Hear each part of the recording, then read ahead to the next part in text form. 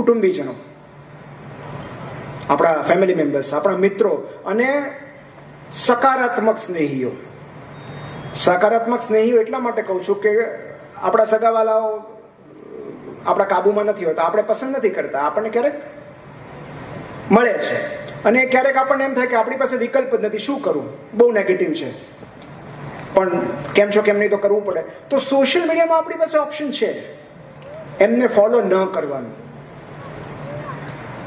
તો જે સ્નેહીઓ સકારાત્મક છે, જેમની પાસેથી કંઈક શીખવા મળે છે, જેમની વાતોથી આપણને ઉર્જા મળે છે, એવા જ લોકોને ફોલો કરવાનું ઓપ્શન આપણી પાસે છે. બીજું છે એવા લોકો જેમનું લક્ષ્ય આપણા લક્ષ્ય જેવું છે, જે લોકો આપણા ગોલ જેવો જ ગોલ શેર કરે છે. તો લક્ષ્ય પ્રાપ્તિનો સૌથી સરળ ઉપાય છે, સૌથી સરળ રસ્તો છે કે આપણે એવા લોકોની સંગતમાં રહેવું જેમણે એ લક્ષ્ય મેળવી લીધું છે જે આપણે મેળવવા ઈચ્છીએ છીએ. જેમ કે તમારે બિઝનેસ કરવો છે ફ્યુચરમાં, તો તમે જે સક્સેસફુલ બિઝનેસમેન છે એમને ફોલો કરશો ને. મારે ક્રિકેટર બનવું છે તો હું ક્રિકેટરને ફોલો કરીશ. તો જેમણે એ લક્ષ્ય મેળવી લીધું છે એમને ફોલો કરીશ તો મને કંઈક નવું જાણવાનું મળશે. ત્રીજા એ પ્રકારના લોકો કે જેમનું આપણું લક્ષ્ય સમાન નથી પણ એમને જોઈને આપણને પ્રેરણા મળે છે. જેમ કે હું સચિન તેંડુલકરને ફોલો કરું છું, મારું લક્ષ્ય એ નથી. હું વિરાટ કોહલીને ફોલો કરું છું, મારું લક્ષ્ય એ નથી, પણ એમને જોઈને, એમની પોસ્ટ જોઈને મને પ્રેરણા મળે છે, મને કંઈક નવું જાણવા મળે છે, મને જીમમાં જવાનું ઇન્સ્પિરેશન મળે છે. તો આ ત્રીજા પ્રકારના લોકો. અને ચોથા પ્રકારના લોકો એ કે જેઓ આપણને કંઈક શીખવી રહ્યા છે ઓનલાઈન વિશ્વમાં. રોજ સવારે ઉઠીને જે આપણને કંઈક નવું આપે છે, નવું પીરસે છે, જે આપણને ખબર નહોતી. એ સાહિત્યને લગતું હોય, સંગીતને લગતું હોય, ભાષાને લગતું હોય, રમતગમતને લગતું હોય, બિઝનેસને લગતું હોય, સ્ટોક્સને લગતું હોય, કંઈ પણ જેમાં આપણો ઇન્ટરેસ્ટ છે. અને એઆઈના અલ્ગોરિધમ્સ એટલા બધા શાર્પ છે. આપણને ખબર છે કે આપણે એકવાર હું ભાવનગરથી સુરત જવાની એક ટ્રેન કે એક ફ્લાઇટ હું સર્ચ કરીને મૂકી દઈશ, પછી દર બીજા ત્રીજા દિવસે એ મને સજેશન આપતું રહેશે કે આ ટ્રેનમાં જવાય, અહીંથી એ જવાય, આ બસના ઓપ્શન છે, આ ફ્લાઇટ એટલા વાગે ઉપડે છે.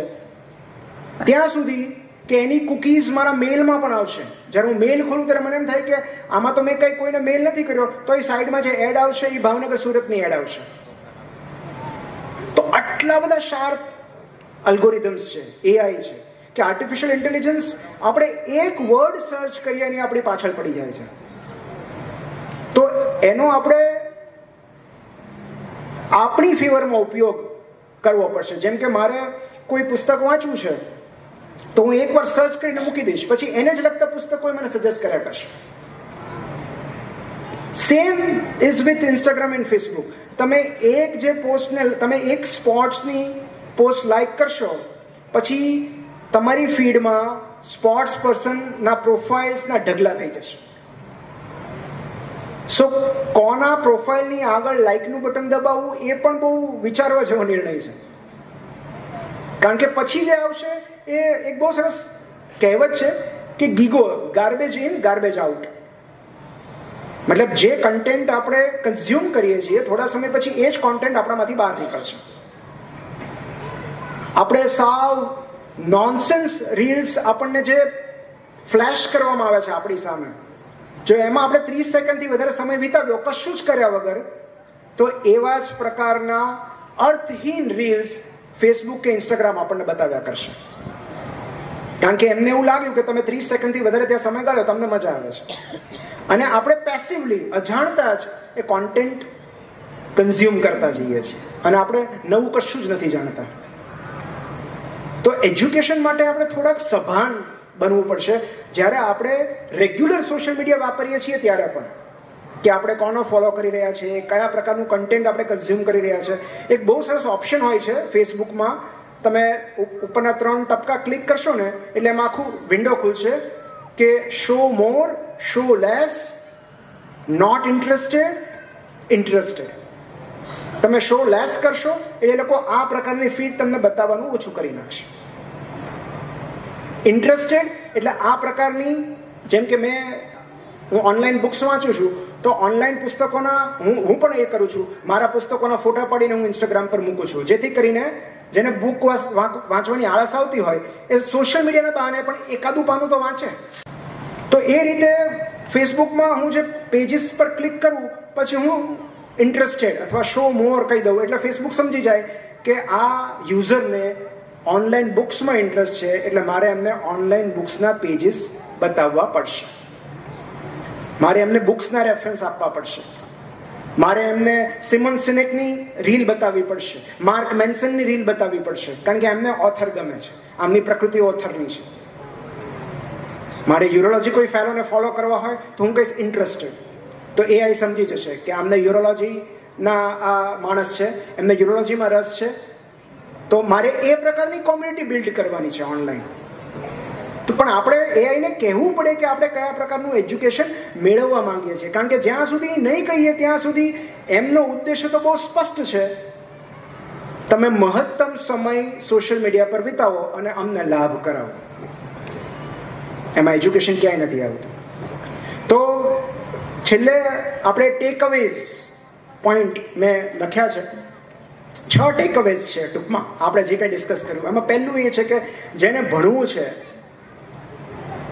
એને કોઈ ડિસ્ટ્રેક્શન નડતું નથી, ક્લાસરૂમમાં હોય કે ક્લાસરૂમની બહાર હોય. બાયજૂસે ત્યાં સુધી પ્રયત્ન કર્યા કે એપમાં લોકો ડિસ્ટ્રેક્ટ ન થાય એ માટે ડેડિકેટેડ ટેબ્લેટ બનાવી. તમને ખ્યાલ હોય તો એ લોકો ટેબ્લેટ આપતા કે આ ટેબ્લેટમાં બાયજૂસ સિવાયનું બીજું કાંઈ નથી, એટલે છોકરો અંદર રૂમમાં પુરાઈને એકલો વાંચતો હોય તો એવી કોઈ શક્યતા નથી કે યુટ્યુબના રવાડે ચડી જશે. તેમ છતાંય નિષ્ફળ ગઈ, કારણ કે ક્યારેક આપણને સમૂહમાં ભણવું વધારે ગમે છે. કેટલા બધા વિદ્યાર્થીઓ મારા જેવા છે જે સ્કૂલની રાહ જોતા હોય કે સ્કૂલે, કારણ કે મિત્રો સાથે ઇન્ટરેક્ટ થાય, વાતચીત થાય, મજાક મસ્તી થાય અને સાથે સાથે ભણી શકાય. કશુંક જે શિક્ષકે હોમવર્ક આપ્યું હોય એના વિશે ચર્ચા કરી શકાય. સો વી લર્ન બાય ડિસ્કશન. જ્યારે ઓનલાઈનમાં 1-to-1 હોય તો એ સ્કોપ જ નથી રહેતો. પણ હેવિંગ સેડ ધેટ, લોકો ડ્યુઓલિંગો બહુ ખંતથી વાપરે છે, બહુ નિષ્ઠાથી વાપરે છે, અને ડ્યુઓલિંગો વાપરીને લોકો સ્પેનિશ શીખી ગયા હોય, ઇંગ્લિશ શીખી ગયા હોય. સૌથી વધારે લોકો ઇંગ્લિશ શીખી રહ્યા છે. તો એવા લોકો પણ છે જે લોકો કિન્ડલના એડિક્ટ છે. તો જેમને ખરેખર ભણવું છે, કંઈક નવું મેળવવું છે, એમને માટે કોઈ ડિસ્ટ્રેક્શન ક્યાંય એમને નડતું નથી. બીજું છે કે જ્યાં સુધી રૂબરૂ ભણાવી શકે એવા શિક્ષક છે આપણી પાસે, ત્યાં સુધી આપણે બને ત્યાં સુધી ઓનલાઈન નહીં જઈએ. આ આપણી એક માનસિકતા છે. આજે દાખલા તરીકે કોઈ મને એવું કહે કે સર હું રોજ તમારા ક્લિનિકમાં આવીને અડધી કલાક તમને સ્પેનિશ ભણાવી જઈશ, તો હું ડ્યુઓલિંગો રિમૂવ કરી નાખીશ. તમે આવીને મને ભણાવો તો મારે એપની શું જરૂર છે? મારા ઘરની બાજુમાં મેડિટેશનના ક્લાસીસ ચાલે છે, તો હું ઓનલાઈન શું કામ જાઉં? એક્ઝેક્ટલી આ જ થયું બાયજૂસ સાથે. કારણ કે જે રૂબરૂમાં જે ગુરુ કે શિક્ષક આપણને ભણાવે છે ત્યારે જે એક રેપો ક્રિએટ થાય છે, જે વિશ્વસનીયતા આવે છે, એવી ઓનલાઈનમાં નથી આવતી.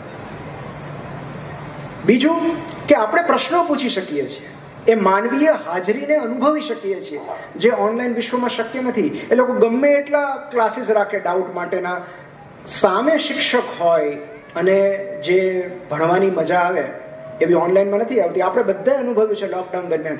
મારી દીકરી ગૂગલ ક્લાસરૂમથી એટલી બધી ત્રાસી ગઈ હતી, કારણ કે એમાં તો કેટલા બધા ફીચર્સ છે. હેન્ડ રેઝ માટેનું ફીચર છે તમારે પૂછવું હોય તો ડાઉટ. પણ તેમ છતાં એ રોજ મને કહે કે પપ્પા ગૂગલ ક્લાસરૂમ હવે નિશાળે જવાનું ક્યારે શરૂ થશે, મારે સ્કૂલે જવું છે. કારણ કે સૌથી મહત્વનું ભયસ્થાન જે છે સોશિયલ મીડિયા એજ્યુકેશનમાં એ છે સ્ક્રીન ફટીગ. કોઈ પણ સ્ક્રીન હોય, ટીવીની હોય, કોમ્પ્યુટરની હોય, ટેબ્લેટની હોય, મોબાઈલની હોય, અમુક સમય પછી આપણી આંખો અને મન એના વપરાશ પછી થાકી જાય છે, ફટીગ અનુભવીએ છીએ, માથું દુખવા લાગે છે, કોન્સન્ટ્રેશન નથી રહેતું, આપણું મન બીજે ભટકવા લાગે છે. તો સ્ક્રીન ફટીગને કારણે આપણે લાંબો સમય એજ્યુકેશન ઓનલાઈન લઈ શકતા નથી. અને માટે જો આપણે મોટો અભ્યાસક્રમ હશે, અનૌપચારિક શિક્ષણ માટે બરાબર છે, હું રોજ 10 મિનિટ મેડિટેશન કરું તો મને સ્ક્રીન ફટીગ નથી થવાનું. હું રોજ 10 થી 15 મિનિટ મારા સ્પેનિશ લેંગ્વેજના ક્લાસીસ કરું તો મને ફટીક નથી થવાનું. હું અડધી કલાક કે કલાક કિન્ડલ ઉપર વાંચું તો મને ફટીક નથી થવાનું. એમાં પણ હવે પેલા બ્લુ લાઇટ એલિમિનેશન આવે છે કે તમે એવું મોડ ઓન કરી શકો કે સૂતા પહેલા તમારે વાંચવું હોય તો તમને પછી તરત ઊંઘ આવી જાય, પુસ્તક જેવું. બ્લુ લાઇટને કારણે રેડિયેશન ના રહે, અનિંદ્રા ન રહે. પણ જ્યારે તમારે 6 કલાક 7 કલાક વાંચવાનું છે, જ્યારે મોટા ભાગનો સમય તમે શિક્ષણ પાછળ વિતાવો છો, ત્યારે સ્ક્રીન ફટીકને કારણે ક્યારેક આપણો રસ, આપણી રુચિ ઓછી થઈ શકે છે. પાંચમું જે એક આ વાત મને આ એક સરસ શબ્દ છે જે મારા એક વાચકે મને કર્યો હતો કે નિમિતભાઈ તમને ફોલો કર્યા પછી અમારું પેસિવ ઓનલાઈન એજ્યુકેશન બહુ વધી ગયું છે. સો પેસિવ ઓનલાઈન એજ્યુકેશન એટલે કે આપણે શિક્ષણ મેળવવાના હેતુથી લોગિન નથી કરતા. આપણે જસ્ટ કે ચલો સોશિયલ મીડિયા પર, ઇન્સ્ટાગ્રામ પર થોડું સ્ક્રોલિંગ કરીએ, લટાર મારતા આવીએ, અને એ દરમિયાન કંઈક એવું જાણવા મળી જાય જે લાભ કરતા હોય, જેનાથી આપણી મૂલ્ય વૃદ્ધિ થાય. Absolutely passive. આપણે કંઈ એના કોઈ એક્ટિવ પ્રયત્નો કર્યા જ નથી, કોઈ સક્રિય પ્રયત્નો કર્યા વિના માત્ર એ એપ વાપરવાથી આપણને કશુંક નવું જાણવા મળે છે. એ છે પેસિવ ઓનલાઈન એજ્યુકેશન. તો આ પેસિવ ઓનલાઈન એજ્યુકેશન માટે આપણે થોડા અલ્ગોરિધમ્સ પ્રત્યે સભાન થવું પડશે. જે મેં આગળ વાત કરી કે આપણે કોને ફોલો કરવા, કોને અનફોલો કરવા, કોનામાં ઇન્ટરેસ્ટ વધારે બતાવવો, કોનામાં ઓછો બતાવવો. અને છેલ્લું, આપણે ગમે એટલા સ્ટાર્ટઅપ્સ કરી લઈએ, ગમે એટલી એડટેક કંપનીઝ આપણે ઊભી કરી દઈએ, ગમે એટલી એપ્સ બનાવીએ, પણ હકીકત એ છે કે શિક્ષણમાં રહેલા માનવીય પ્રભાવને આપણે ક્યારેય રિપ્લેસ નહીં કરી શકીએ.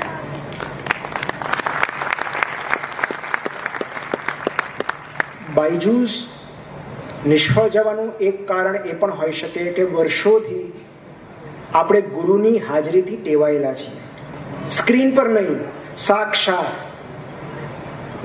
આપણા ખભા પર હાથ મૂકે, વેલ્ડન કે, શાબાશી આપે, વેરી ગુડ બેટા કે, માથા પર હાથ ફેરવીને પૂછે કે બેટા કાંઈ મૂંઝવણમાં છો. આપણે 2 દિવસ ઉદાસ હોઈએ તો આપણને ક્લાસ પછી પૂછે કે બેટા ઘરે કંઈ તકલીફ છે, કોઈ મિત્ર સાથે ઝઘડો થયો. આ જે હ્યુમન ઇન્ટરેક્શન છે એ ઓનલાઈન સદંતર મિસિંગ છે, કોઈને આપણી પડી નથી.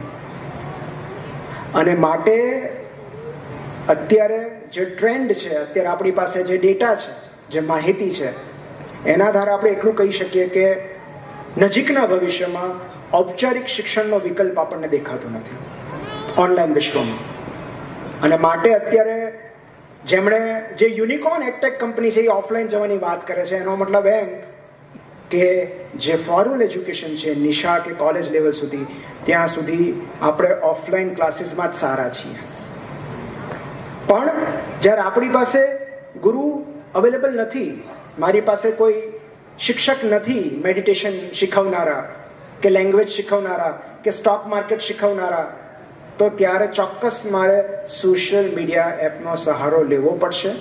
પણ ત્યારે પણ જો મને એવો વિકલ્પ મળે કે કોઈ શિક્ષક રૂબરૂમાં આવીને મને ભણાવી શકે, મને સમજાવી શકે, તો હું એ શિક્ષકની પસંદગી, એ શિક્ષણની પસંદગી કરીશ. સો